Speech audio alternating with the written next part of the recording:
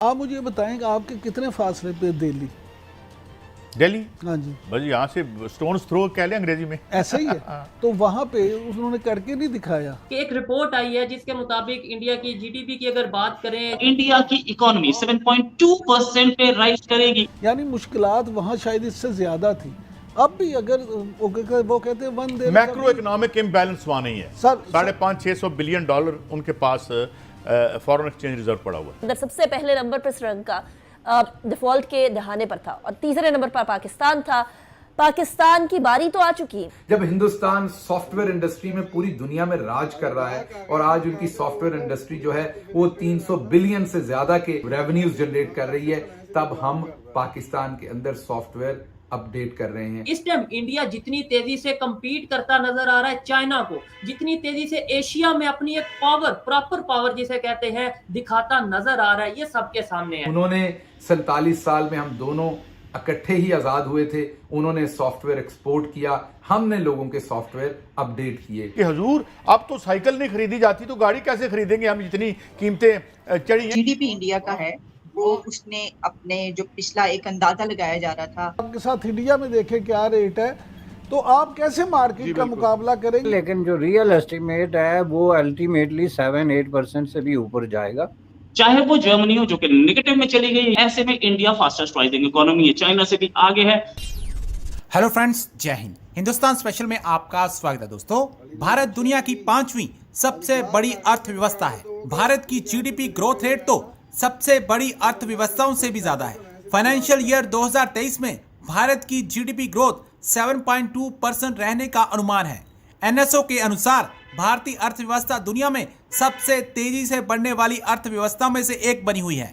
Prime minister Modi ने 31 मई बुधवार को कहा कि 2022-23 की जीडीपी वृद्धि के आंकड़े वैश्विक चुनौतियों के बीच भारतीय अर्थव्यवस्था के लचीलेपन को रेखांकित करते हैं। आईएमएफ ने यह माना है कि आर्थिक वृद्धि दर के अनुमान में कमी के बावजूद भारत दुनिया में सबसे तेजी से बढ़ने वाली अर्थव्यवस्था बना रहेगा। फाइनेंशियल ईयर 2023 के लिए भारत की जीडीपी ग्रोथ 7.2% रहने की संभावना जताई गई है। इसकी दुनिया की प्रमुख अर्थव्यवस्थाओं से तुलना की जाए तो यह सबसे अधिक है। भारत की जीडीपी ग्रोथ चीन से लगभग दोगुना है। भारत भी इसी दशक में तीसरी सबसे बड़ी अर्थव्यवस्था वाला देश बन जाएगा। ये एक बहुत मुश्किल वक्त नहीं है जहाँ कोई ऐसे अहम फैसले माशी एतबार से किए जाएं ताकि सियासत पहले मुस्तहकम हो तो मीशत भी मुस्तहकम हो। अच्छा काजी साहब, इसको दूसरे तरीके से भी देखा जा सकता है कि मईशत मुस्तहकम हो तो फिर सियासत मुस्तहकम हो। आप मुझे बताएं कि आपके कितने फासले पे दिल्ली? दिल्ली? हाँ जी, बस यहाँ से स्टोन्स थ्रो कह लें अंग्रेजी में। ऐसा ही है। तो वहाँ पे उन्होंने करके नहीं दिखाया। आपके सामने है ना, उन्होंने वहाँ क्या कुछ नहीं किया। यानी मुश्किलात वहाँ शायद इससे ज्यादा थी। अब भी अगर वो कहते हैं वंदे मैक्रो इकोनॉमिक इम्बैलेंस वहाँ नहीं है। सर 550-600 बिलियन डॉलर उनके पास फॉरेन एक्सचेंज रिजर्व पड़ा हुआ है। फिर उसके बाद आपके पास उनकी निस्बत जो मुतवस्सित तबका है, मिडिल क्लास है, वो कहीं ज़्यादा है। इन सारी चीज़ों के बावजूद आप अगर यहाँ पे वो कर सकते हैं तो आप क्यों नहीं कर सकते? तालीम का शोबा देख लें, हेल्थ का शोबा देख लें, आप 2-3 ये चीज़ें ठीक कर दें, लोग आपके गुण गाएंगे। आज आए इंडिया के जीडीपी नंबर्स। जीडीपी नंबर मतलब इंडिया की इकोनॉमी 7.2% पे राइज करेगी इस साल, ऐसा बताया जा रहा है। पिछले साल 9% पे राइज करती दिखी थी, इस साल 7.2, एक ऐसे साल में जिस साल ज्यादातर बड़ी इकोनॉमीज रिसेशन में जाती दिख रही हैं। चाहे वो जर्मनी हो जो कि नेगेटिव में चली गई, या दूसरी इकोनॉमीज यूरोप की, अमेरिका, ये सब के सब खराब इकोनॉमिक ग्रोथ स्कीम आ रही होंगी। ऐसे में इंडिया फास्टेस्ट राइजिंग इकोनॉमी है, चाइना से भी आगे है। बड़ी इकोनॉमीज में, छोटी इकोनॉमी तुलाबू या पापुआ न्यू गिनी, इनका कंपैरिजन नहीं होता बड़ी इकोनॉमी से। पाकिस्तान में कैसे दिया जा रहा है इंडियन इकोनॉमी के इन फिगर्स को? ठीक है रोहित भाई, सबसे पहले तो आपका बहुत शुक्रिया कि आपने अपने प्लेटफॉर्म पे मुझे फिर से मौका दिया कि मैं अपनी जो सोच है एज ए पाकिस्तानी, अपने जो विचार हैं लोगों तक पहुंचा सकूं। तो ये वीडियो स्टार्ट करने से पहले, आपके सवालात का जवाब देने से पहले, मैं ये क्लियर करना चाहता हूँ, मैं कोई इकोनॉमी स्पेशलिस्ट नहीं हूँ, मैं कोई वर्ल्ड बैंक में जॉब नहीं कर चुका, मेरा कोई आईएमएफ के साथ डील नहीं चल रही, लेकिन एक आम पाकिस्तानी हूँ, थोड़ा सा एजुकेटेड हूँ या थोड़ी सी एजुकेशन हासिल करने की कोशिश करता हूँ। इन सब चीज़ों को मैं इस तरीके से देखता हूँ कि देखें, हमें ये देखना है कि अगर 2 साल पहले की बात करें, 3 साल पहले की बात करें, इंडिया 2-3 साल से नहीं बल्कि गुज़िश्ता लास्ट तकरीबन 7 to 8 ईयर्स 9 ईयर्स से जो है वो तेजी से डेवलपमेंट की तरफ जा रहा है। इवन कोरोना के टाइम में भी जो इंडिया की इकोनॉमी थी वो उस तरीके से नहीं घबराई जिस तरीके से बड़ी-बड़ी इकोनॉमी अगर अमेरिका की बात करें और दूसरे बड़े कंट्रीज की बात करें जिनकी इकोनॉमी को परेशानी का सामना करना पड़ा। इस टाइम हमें ये सोचना है, पाकिस्तान की पब्लिक आपने पूछा क्या सोच रही है, पाकिस्तान में इस रेट को, इकोनॉमी को कैसे, इंडिया की इकोनॉमी को कैसे देखा जा रहा है। मैं ये बताऊं, ये बात तो 100% आज मैं क्लियर करता हूं। बहुत सी चीजें आपके इस प्रोग्राम में आज मैं क्लियर करूंगा, देखने वालों के लिए भी, पाकिस्तान से जो देखते हैं अगर उनके लिए भी, कि पाकिस्तान के साथ, इंडिया के साथ और पाकिस्तान का फर्स्ट ऑफ ऑल कोई कंपटीशन रहा ही नहीं। ये दूर दूर तक बिल्कुल क्लियर हो चुका है। और अगर कोई जज्बाती पाकिस्तानी ये कहे कि देखो सोहेब चौधरी ने बोल दिया कि भाई इंडिया के साथ तो मुकाबला ही नहीं, तो वो उसकी सोच है। भाई मैं जो ऑब्जर्व कर रहा हूँ, मैं जो फील कर रहा हूँ, मुझे ऐसा लगता है कि आज के दौर में अगर मैं इंडिया के साथ कंपटीशन कर रहा हूँ तो मैं अपना मजाक बना रहा हूँ। सीधी बात है, क्लियर बात है। क्योंकि हम किसी भी फील्ड में देख लें, इकोनॉमी की आपने बात की, आपने इसके अलावा डेवलपमेंट की आप बात कर लें, इंफ्रास्ट्रक्चर की बात कर लें, इवन विजन सोच की बात कर लें, हमारे में और इंडिया वालों में बहुत सा डिफरेंस नजर आ रहा है।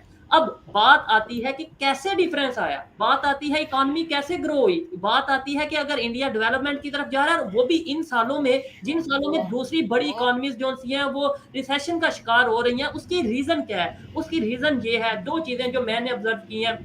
एक तो पॉलिटिकल स्टेबिलिटी के, जैसे आपके इंडिया में इस टाइम जो गवर्नमेंट है, पीएम मोदी साहब की अगर बात करें तो उन्होंने पिछला अपना टेन्योर पूरा किया, अभी भी टेन्योर ऑलमोस्ट पूरा हो चुका है, उनका होने वाला है। और ऐसा लग रहा है, जब मैं ऑब्जर्वेशन करता हूं, इंडिया के लोगों से बात करता हूं, तो ऐसा लग रहा है आने वाला टाइम भी शायद उन्हीं का ही होगा या उनकी पार्टी का होगा। वो पीएम रहते हैं नहीं रहते वो एक अलग मैटर है। ये चीज बहुत ज्यादा मायने रखती है कि भाई आपके ऊपर पूरी दुनिया ट्रस्ट कर रही है। मैंने अगर इंडिया की किसी से बात करनी है, इंडिया में अपनी मल्टीनेशनल कंपनी लेकर आनी है, अगर इंडिया में किसी भी कंट्री ने इन्वेस्टमेंट लेके आनी है, उसे ये पता है कि भाई ये पार्टी है, ये लीडर है, इनसे बात करनी है। अब दूसरे कंट्रीज में ऐसा होता नजर नहीं आ रहा। फिर इसके अलावा इस टाइम इंडिया जितनी तेजी से कंपीट करता नजर आ रहा है चाइना को, जितनी तेजी से एशिया में अपनी एक पावर, प्रॉपर पावर जिसे कहते हैं, दिखाता नजर आ रहा है, ये सबके सामने है। सबसे पहले नंबर पर श्रीलंका डिफॉल्ट के दहाने पर था और तीसरे नंबर पर पाकिस्तान था।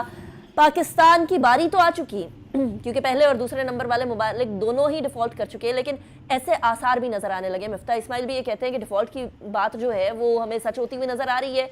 इसहाक डार साहब मानने को तैयार नहीं है।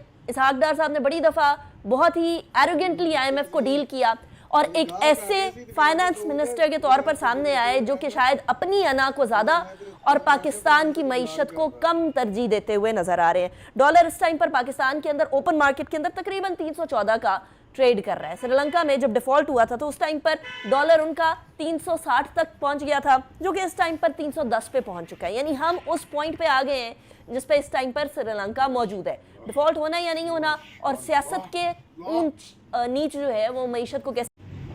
वाह जी वाह, क्या बात है, मज़ा आ गया वीडियो देख के यार, क्या बात है। इंडिया की ग्रोथ रेट 8 से भी ऊपर चलेगी यार, और यार हमारी मेहनत में चलेगी, आप 8 से भी ऊपर जा रहे हो, क्या कर रहे हो? समझ से बाहर इतनी तरक्की, पता नहीं क्या गिदड़ सिंगी यार आपके पास, हमारे पास वो क्यों नहीं आ रही? हमें भी थोड़ी सी दे दो, थोड़ी सी। वो ऐसी क्या चीज़ है जो लोग आप इस्तेमाल कर रहे हो जो पाकिस्तानी नहीं कर रहे इस टाइम? तो इसलिए पाकिस्तानियों के लिए बहुत बड़ी परेशानी का, वो कहते हैं वो शीर्षक जैसे हिंदी में कहते हैं, मुझे वो लफ्ज़ नहीं आ रहा। तो इसलिए पाकिस्तान को इंडिया से बहुत बहुत ज़्यादा चीज़ें सीखने की ज़रूरत है। मेरे ख्याल से तो मोदी साहब की शगिर्दी इख्तियार कर लेनी चाहिए। जो पाकिस्तान के सियासतदान हैं ना, उनको इतना ज़्यादा सीखने की ज़रूरत है कि किस तरह देश को डेवलप किया जाता है। तो बाकी आपको वीडियो कैसी लगी, वीडियो के बारे में ज़रूर बताइएगा। वीडियो काफ़ी इन्फॉर्मेटिव और इंटरेस्टिंग थी। मिलते हैं अगली वीडियो में, अपना ख्याल रखिएगा। अल्लाह हाफिज़।